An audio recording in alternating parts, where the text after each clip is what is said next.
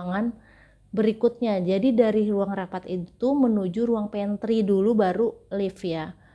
Nah pasti pantry itu kebetulan dia minum dulu kali ya, aus, diambil minum. Kemudian dia mendengar menangis, suara nangis gitu, perempuan.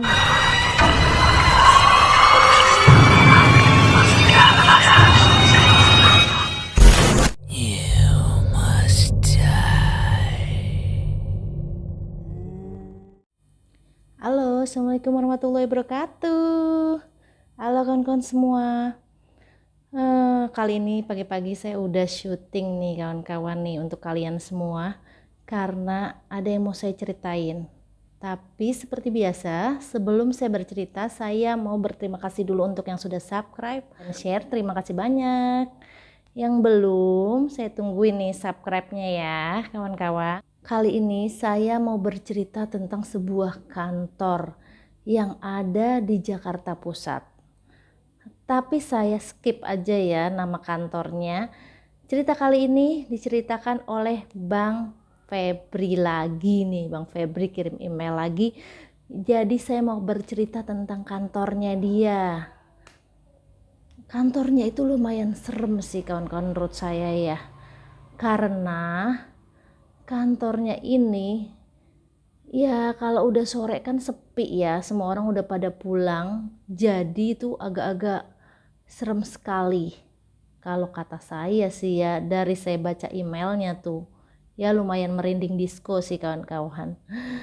Oke, langsung aja yuk kita ke ceritanya. Begini ceritanya.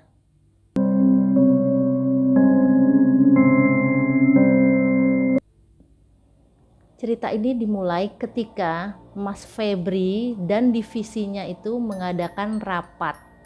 Jadi rapatnya itu di kantornya, di ruangan rapat ya kawan-kawan ya. Nah pada saat rapat itu ada sekitar 12 orang yang ikut. Nah sore harinya karena sudah menunjukkan jam 5:30 sore, akhirnya mereka semua pulang nih, termasuk Bang Febri. Bang Febri pun siap-siap untuk pulang. Jadi dia bungkus nih semua barang-barangnya dia yang dia bawa waktu itu, termasuk dokumen-dokumen penting yang sudah dia istilahnya dia presentasikan pada saat rapat itu. Nah, kemudian keluarlah semua bebarengan menuju pintu lift. Begitu keluar, ketemu sama Bapak security lah di bawah. Mas Febri udah siap-siap masuk ke mobilnya. Tiba-tiba dia inget nih kawan-kawan, lah nemteknya dia tuh nggak ada. Jadi nemteknya itu adalah kunci untuk naik ke arah atas gitu. Jadi dia tuh nggak punya itu. Nah besok dia pasti bakal repot dong. Dia datang lagi nih, akhirnya memutuskan untuk kembali lagi, mau ambil itu. Dia bilang ke security-nya, Pak saya minta tolong dibukakan kuncinya karena nemtek saya itu ada di atas, jadi saya nggak bisa kuncinya tuh nggak bisa dibuka gitu. Saya daripada repot besok pagi kata dia, jadi sekarang saya mau ambil aja mumpung saya masih di parkir kata dia tadi kan. Dia balik lagi nih ke atas. Nah sebut aja Bapak security ini Pak Udin ya. Kemudian Pak Udin membukakan kuncinya gitu kan. Mas Febri pun naik nih ke atas, naik lift lagi dia ke arah atas, ke ruang rapat tersebut. Dia pas ke ruang rapat itu kan lampunya udah pada mati semua. Akhirnya sama dia dinyalain kan. Pas dia nyalain lampu itu, dia ngelihat sekelibat tuh kayak ada perempuan yang jalan menuju kamar mandi. Jadi ruang rapatnya itu kan ada jendelanya tuh besar banget, jadi kayak gini, jadi muter gini terus jendela semua. Nah itu nanti kelihatan kantornya, jadi ruangan kantornya, divisi-divisi lainnya gitu ada di situ semua. Itu semuanya kelihatan di situ kawan-kawan. Akhirnya Mas Febri lihat ke arah situ, dia lihat ada perempuan dari arah belakang menuju ke kamar mandi. Kemudian Mas Febri bilang dalam hatinya, oh mungkin Mbak Ira, karena Mbak Ira itu orang yang paling rajin, selalu lembur gitu kan. Pikiran dia pada saat itu Mbak Ira, santai aja, diambillah nemteknya. Kemudian diambil nemtek itu, dia jalan lagi nih menuju ruangan berikutnya. Jadi dari ruang rapat itu menuju ruang pantry dulu baru lift ya. Nah pas di pantry itu kebetulan dia minum dulu kali ya, aus, diambil minum.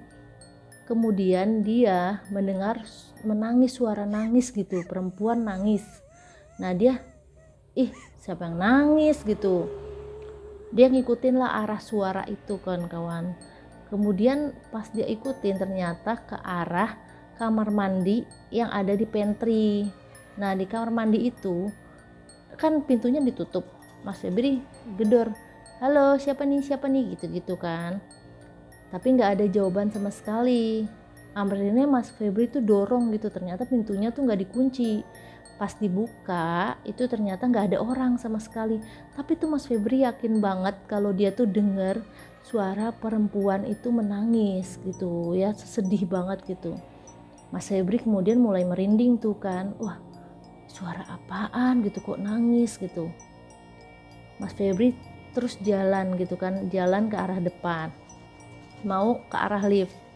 Nah pas ke arah lift itu Mas Febri itu kan karena sepi gitu, dia mencoba bersiul tau nggak, jadi biar menghilangkan kesepian dia sambil nunggu lift. Tuh liftnya kan dari atas jadi belum turun, dia nunggu aja diri di depan itu, depan lift itu lagi nunggu, dia bersiul. Tahu yang terjadi kawan-kawan, tiba-tiba dia denger siulan yang sama. Jadi siulan itu seakan-akan mengikuti dia, ngikutin apa yang dia lakuin. Dia nyul begitu diikutin siulan kayak gitu lagi. Nah Mas Febri, masa siulannya sama? Dia coba lagi nyul siulan lain, tetap diikutin lagi sama. Coba lah Mas Febri merinding disko, mana lift nggak turun-turun gitu kan. Akhirnya dia nyoba pakai tangga tuh, dia lari, tangga darurat kan, dia lari ke bawah. Lari itu kan di lantai 3, lumayan kan tuh, dia lari sambil di tangga tuh nyampe ke bawah, ketemu sama Pak Udin. Udin bilang, Mas kenapa? Kan ngos-ngosan tuh dia karena capek kan lari-larian. Udin, itu di atas serem banget, saya ketemu suara gitu, saya siul, ikut siul lagi, kayak dibalas-balasan gitu Pak Udin katanya. Kata Mas Febri, Pak Udin, itu mah biasa Mas Febri, emang suka kayak gitu. Coba Pak Udin malah bilang kayak gitu. Mas Febri yang kayak gitu langsung, yang bener Pak Udin, udah sering, paling perempuan itu mah bukan apa-apa kata Pak Udin. Dia ngelihat lebih parah lagi dari itu.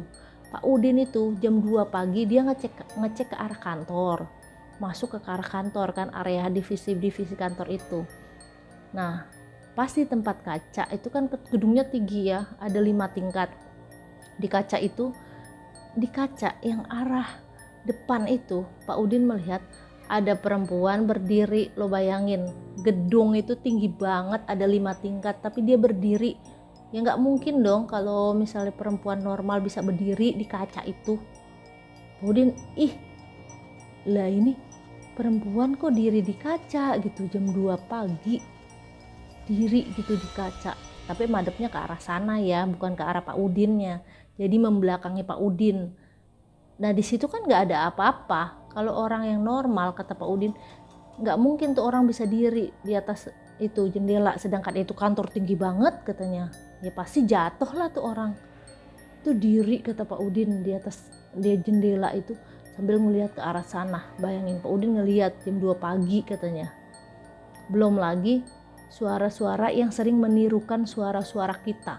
Jadi misalnya kita berkata apa ditiruin lagi kata Pak Udin, kayak gitu udah sering, udah biasa kata dia begitu. Mas Febri langsung, aduh Pak Udin tadi aja saya minta temenin Pak ke atas Pak katanya gitu. Pak Udin, Mas Febri nggak bilang sama saya, Pak Udin juga nggak cerita katanya. Ya begitulah kata Pak Udin, tapi udah biasa kok Mas, cuma ngodain kayak gitu aja gitu kata Pak Udin. Ya berani Pak Udin mah, ya udah biasa. Dah begitu ceritanya kawan-kawan tentang sebuah kantor yang ada di Jakarta Pusat. Lumayan ya kalian, berani nggak kalian uji nyali di situ? Oke kawan-kawan, itu aja ceritanya. Terima kasih banyak sudah klik video ini. Tunggu ya subscribe-nya dan tunggu cerita saya berikutnya. Dadah, assalamualaikum warahmatullahi wabarakatuh.